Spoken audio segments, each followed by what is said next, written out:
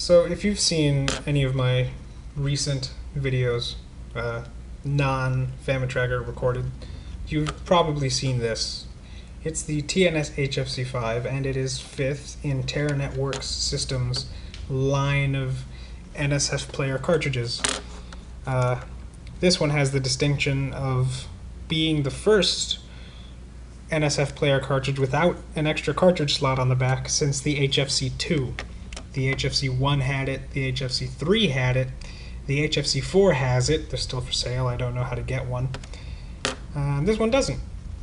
The HFC4 also has a built-in, like they took off the cartridge connector, the card edge, and the 2C33 chip from an FDS RAM adapter, and it's supposed to fit in its shell. So I have that here. It's supposed to. I don't have an HFC4, but yeah, it fits in the form factor, and you can record FDS NSFs with it. It's got that cartridge slot right up on top. And, well, this one doesn't. But about 2 days ago, I received a package, and I kind of just impulse bought it because I saw that the site selling these got rid of the pack, because they were selling this with what I got, and they got rid of the pack. So I just decided, well, they're running out of one. I don't want to take the chance and have them run out of the other one. So here's what the other one is. Well, not really. This is one part of the other one.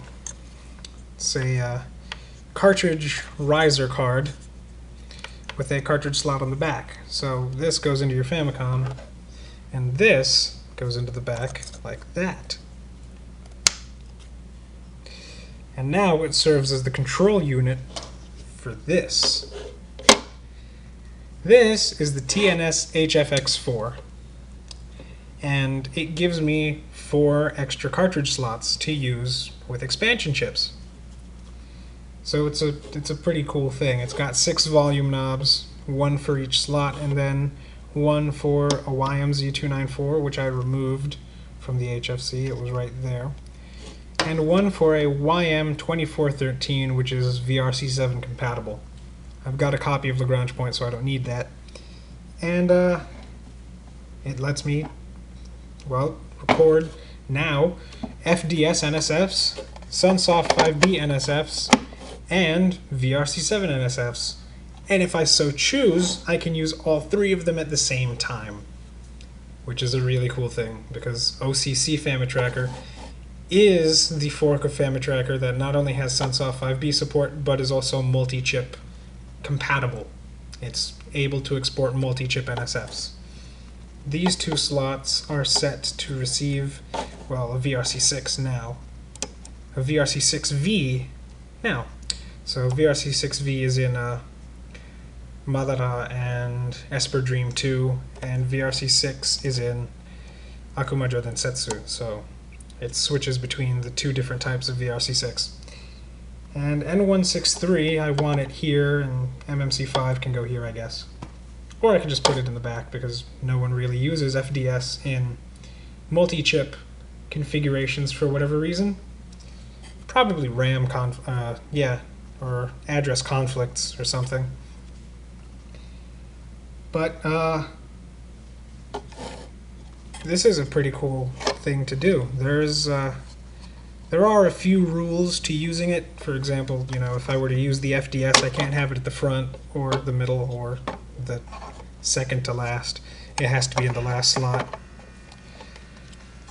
And if I do use it, I don't have to, but it's better if I plug in a 5 volt 1 amp DC center positive power supply, because it lowers the low pass filter on this.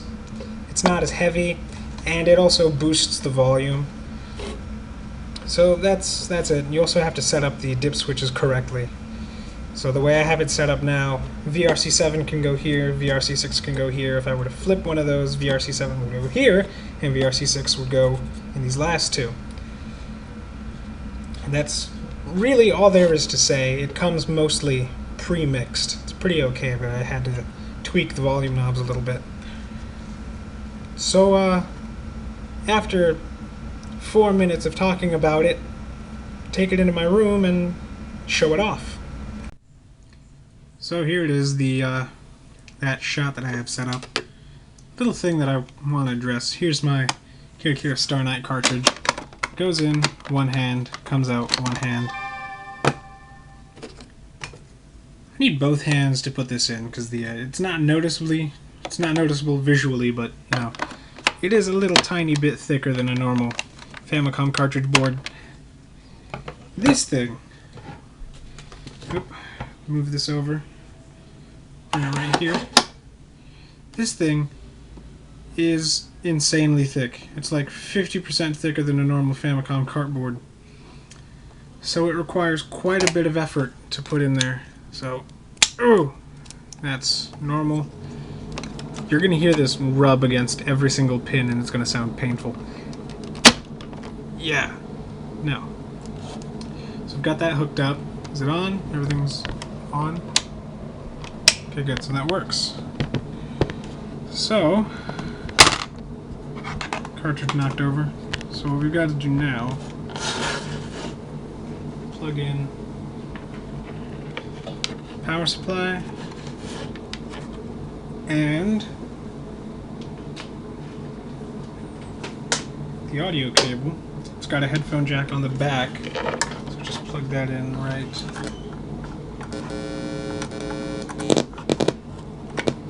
there. And I'm not going to be recording straight into the computer because that would just be too much unnecessary editing. One annoying thing about this is I've got to wait for something. I don't know if it's a breaker or a resettable fuse or something. I've got to wait for that to click before the FDS makes any sound. Well, the FDS is here. Before the RAM adapter makes any sound. So,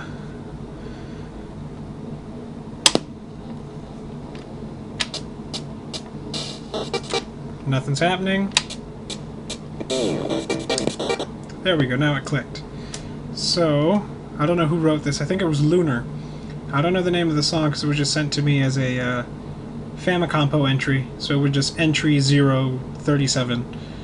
So I don't know the actual title. I don't know the author.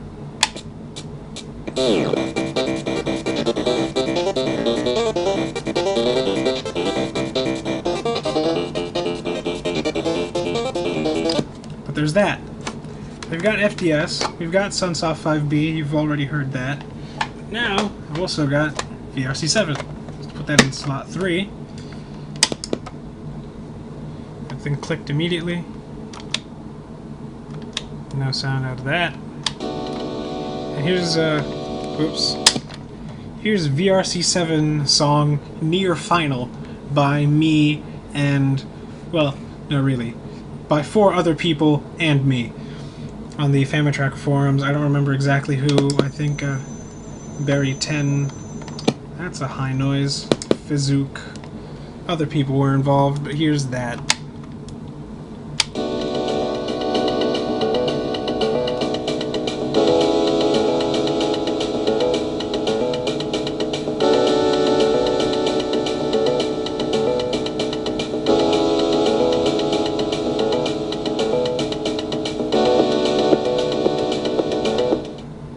So you know, this is a pretty cool device to have, and they work at the same time if I were to do something because I've got that power supply there.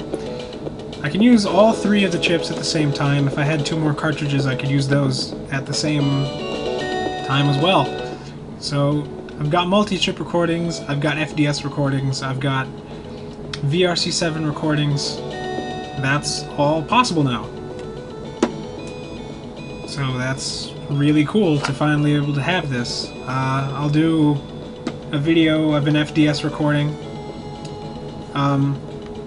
What was it called? Birth of a Universe, I think by Fear of Dark, from Famicompo Pico 2014, so that'll be in an annotation, so you can hear FDS magic going on.